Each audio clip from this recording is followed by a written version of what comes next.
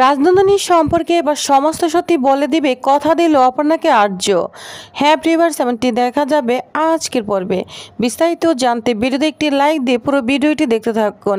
গল্পের শোতেই আমরা দেখতে পাবো আর্যর মা আর্যকে বলছে, আর্য এত বছর পর তুমি অপর্ণাকে নিয়ে গত রাতে ঝড় বৃষ্টির রাতে কেন ওই বাড়িতে গেলে? কেন গেলে আর্য? আর তখন আর্য বলে, মা ভবিতব্য, তা না হলে তোমার কি মনে হয় আমি নিজের ইচ্ছে ওই বাড়িতে যাব? কখনোই তো আমি যাব না। গত রাতে অনেক বৃষ্টি ছিল, অনেক ঝড়ও হয়েছিল, আমি গাড়ি আর ড্রাইভ করতে পারছিলাম না। বাধ্য হয়ে ওই বাড়ির সামনে আমি গাড়ি থামাই। তখন গাড়ি থেকে নেমে ওই বাড়ি দেখে তো আমি অবাক হয়ে যাই। এছাড়া আর কোনো উপায় ছিল না মা, এটাই ভবিতব্য। তখন আর্যর মা শুনে বলতে থাকে, হ্যাঁ তুমি ঠিকই বলেছ, ভবিতব্য। তা না হলে তুমি এত বছর পর ওই বাড়িতেই কেন অপর্ণাকে নিয়ে যাবে? আর্য, তোমার কি মনে হচ্ছে না অপর্ণা তোমার জীবনের একটা ভবিতব্য? বারবার ওই একটা জিনিসই তোমার সামনে এসে পড়ছে। কোনো জিনিস এভাবে কাকতালীয়ভাবে হতে পারে না, বুঝতে পেরেছো? অবশ্যই এর পিছনে না কোনো রহস্য রয়েছে। এটা শুনে আর্য অবাক হয়ে যায়। তখন আর্য মনে মনে বলতে থাকে, মা কিভাবে সম্ভব হবে? ওকে আমি যতবারই কিছু না কিছু বলতে চেয়েছি ততবারই কোনো বাধা এসে দাঁড়িয়েছে। কিভাবে ওর মুখোমুখি আমি দাঁড়াবো? আমার অতীত যদি জানতে পারে তাহলে কি আমি চিরদিনের জন্য ওকে হারিয়ে ফেলবো? তখন আর্যমা বলে, জানি আর্য তুমি কি ভাবছো।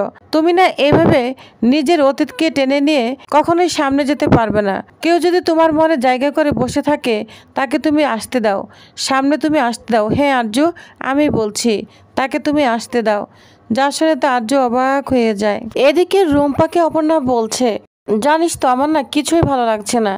এদিকে আমার মা বাবা দুজন আমাকে নিয়ে খুব চিন্তা করছে, অন্যদিকে এসব চিন্তা না আমার পিছু ছাড়ছে না।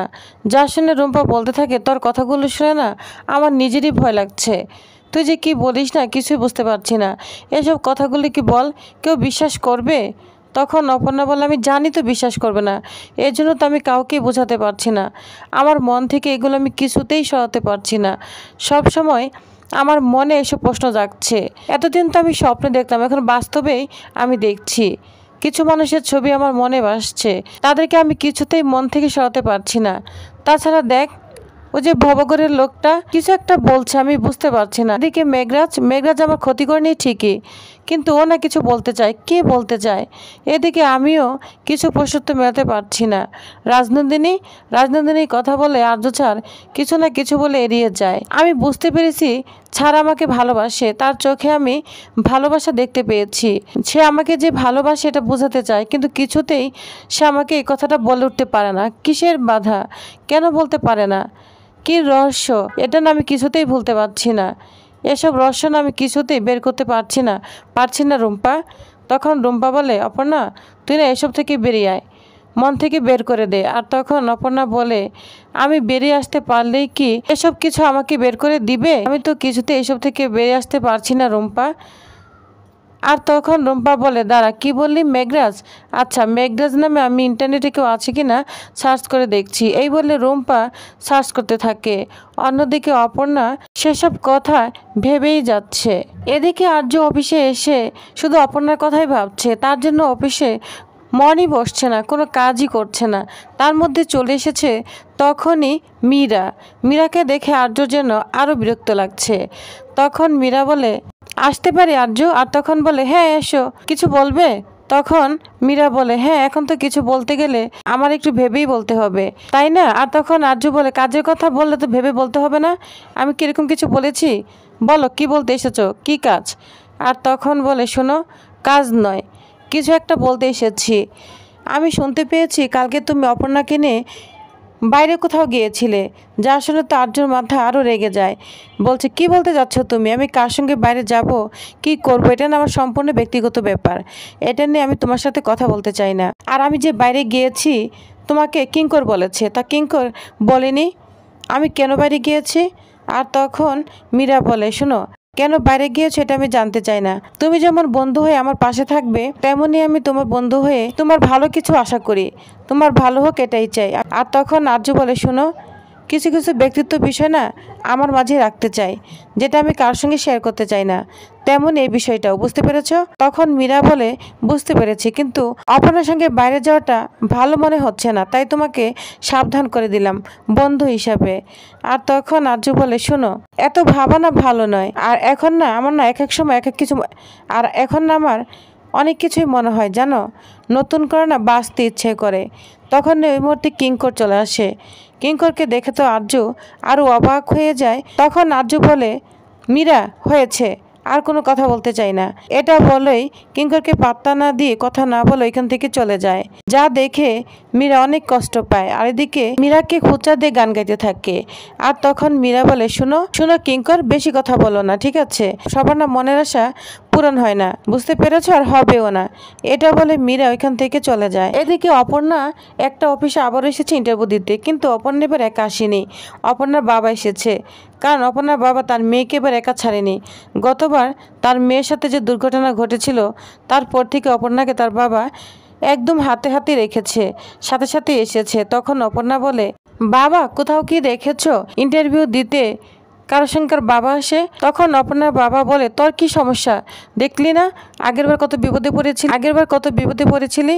আমি সাথে থাকলে বুঝি না তোর কি সমস্যা হচ্ছে। তো অপু খুব একটা অস্বস্তি বোধ করছে, তার বাবাকে নিয়ে ইন্টারভিউ রুমে যাবে। বলছে, বাবা, তুমি কি আমার সাথে এখন রুমে যাবে নাকি ইন্টারভিউ দিতে? তখন বলে, সমস্যা কি, তুই ইন্টারভিউ দিবি, আমি পাশে বসে থাকবো। তখন অপর্ণা বলে, বাবা, এটা কি হয়? ইন্টারভিউ রুমে কাউকে অ্যালাউ করে না, বুঝতে পেরেছো? তখন অপর্ণার বাবা বলে, ঠিক আছে, তুই ইন্টারভিউ দিবি, আমি এখানেই দাঁড়াবো, যা তুই ইন্টারভিউ দিতে যা। আর তখনই দেখা যায় ওইখানে আর্য চলে এসেছে, কারণ আর্য ওই অফিসেই তখন মিটিং রয়েছে। বলছে, অপর্ণা এখানে কি করছে?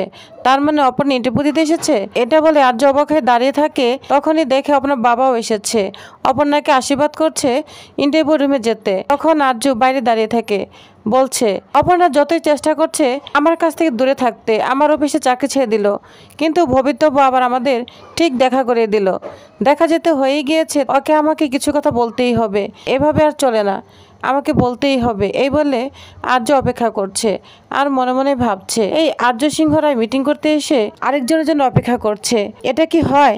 অন্য একজন মানুষ দেখলে কি বলবে? কি যে হচ্ছে আমার সাথে কিছুই বুঝতে পারছি না। কিন্তু আর্য অপর্ণার সঙ্গে কথা না বলে কিছুতেই যাবে না, অপর্ণার জন্য অপেক্ষা করছে। এদিকে অপর্ণা ইন্টারভিউ দিচ্ছে। এসআর গ্রুপ ছেড়ে সে কেন এই কোম্পানিতে আসলো? ওই কোম্পানি তো অনেক বড় কোম্পানি, ওইখানেই তো বড় কোম্পানির চাকরি পেলে কেউ তো আর ছেড়ে আসতে চায় না। আপনি কেন এসেছেন? তাহলে কি আপনার সঙ্গে ওই গ্রুপের কোম্পানির কোনো কিছু হয়েছে? তখন অপর্ণা বলে, না, আমি আসলে নতুন নতুন অভিজ্ঞতা অর্জন করতে চাই। যা শুনে স্যাররা অনেক খুশি হয়ে যায়। অপর্ণার সাকসেস টিভিতেও দেখেছে। তখন বলে, হ্যাঁ ম্যাডাম, আপনার সাকসেস না আমরা টিভিতেও দেখেছি। সব কিছু মিলে আমরা আপনাকে আমাদের কোম্পানিতে নিতে চাই। আশা করছি আমাদের কোম্পানি তো এরকমভাবেই গর্বিত করবেন। তখন অপর্ণা বলে, স্যার, আমি সবটুকু দিয়ে চেষ্টা করব। তখন স্যার বলতে থাকে, আমরা কিন্তু এসআর গ্রুপের মতো এত বেশি টাকা আপনাকে মাইনে দিতে পারবো না।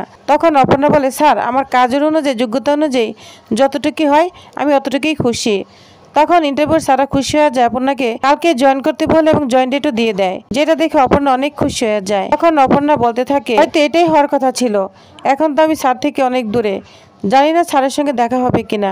আর তখন বাইরে চলে আসে, অপর্ণার বাবা অপর্ণার জন্য অপেক্ষা করছে। তখন বলে, মা, কি খবর? অপর্ণা বলে, বাবা, এই দেখো অ্যাপয়েন্টমেন্ট লেটার, আমাকে অ্যাপয়েন্টমেন্ট লেটার না দিয়ে দিয়েছে। অ্যাপয়েন্টমেন্ট লেটার দেখে এবং পড়ে অপর্ণার বাবা তো অনেক খুশি হয়ে যায়, বলে, দাঁড়া, তোর মাকে না একটা ফোন দিয়ে নেই। তখন অপর্ণার বাবা তার মাকে ফোন দিয়ে দেয় এবং কথা বলতে থাকে। অন্যদিকে আর্য অপেক্ষা করছে, অপর্ণাকে দেখে গাড়ির সামনে এসে আর্য। আর তখন বলে, স্যার, আপনি? তখন বলে, হ্যাঁ, এদিক দিয়ে আসছিলাম, তোমাকে দেখেছি, তাই গাড়িটা থামিয়ে নিলাম, চলো ওঠো। আর তখন অপর্ণা বলে, স্যার, আমি তো একা নই, আমার বাবাও আছে। আর তখন তার বাবা এখানে চলে আসে, আর্যকে দেখে অবাক হয়ে যায়, বলে, স্যার, আপনি? তখন বলে, হ্যাঁ, আমি এখান দিয়ে যাচ্ছিলাম, অপর্ণাকে দেখে গাড়ি থামিয়েছি, আচ্ছা উঠুন, আমি আপনাদেরকে ড্রপ করে দিই। তখন অপর্ণার বাবা বলেন, আমরা ট্যাক্সি বা যে কোনো একটা কিছু নিয়ে চলে যেতে পারবো। তখন আর্য বলে, আরে সতীনাথ বাবু, এমন করছেন কেন, ওঠুন না, চলুন, আমি ড্রপ করে দিব। আর তখন তার রাজি হয়ে যায়। তখনই আর্যর মোবাইল একটা ফোন আসে, কথা বলতে থাকে। অপর্ণা এবং তার বাবা গাড়িতে উঠে যায়, কথা বলতে বলতে আর্যও উঠে যায়। তখন গাড়ি ড্রপ করবে আর্য বলে, দাঁড়াও অপর্ণা, আমি সিট বেল্টে বেঁধে দিই। ওইখানে যে অপর্ণার বাবা বসে রয়েছে আর্য খেয়াল করেনি। তখনই আর্যর বাবাকে দেখে তো অবাক হয়ে আর পিছনে অপর্ণা বসে রয়েছে, যা দেখে অপর্ণা মিটিমিটি হাসতে থাকে। এদিকে আর্য তো বোকা হয়ে যায়। তখন বলে, ঠিক আছে সত্যনাথ বাবু, আমি বেল্টটা ঠিক করে দিচ্ছি। তো সিট বেল্টে বেঁধে দেয় আর্য। এদিকে অপর্ণা তো মিটিমিটি হাসতে থাকে। তখন আর্য বলে, অপর্ণা কি এখানে ইন্টারভিউ দিতে এসেছিল? তখন বলে, হ্যাঁ স্যার এসেছিল এবং চাকরিটাও হয়ে গিয়েছে।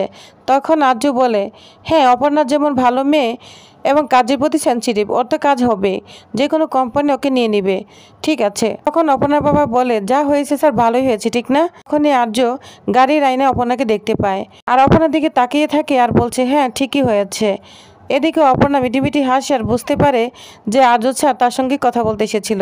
আর অপর্ণা তখন বলছে, স্যার আমার সঙ্গে না কথা বলতেই এসেছে, আসলে কথা বলতে এসে না ধরা খেয়ে গিয়েছে। এই বলে আবারও মিটিমিটি হাসতে থাকে। এদিকে আর্য গাড়ির আয়নায় অপর্ণার দিকে তাকিয়ে রয়েছে আর অপর্ণা মিটিমিটি হাসছে। তো প্রিয় ভেস, তাহলে নেক্সট আকর্ষণীয় পর্বে কি হতে চলেছে? এবার কি আর্য রাজনন্দিনীর কথা অপর্ণাকে সব বলে দিবে? তো কি হতে চলেছে নেক্সট আকর্ষণীয় পর্বে জানতে অবশ্যই আমার সাথেই থাকুন। ধন্যবাদ।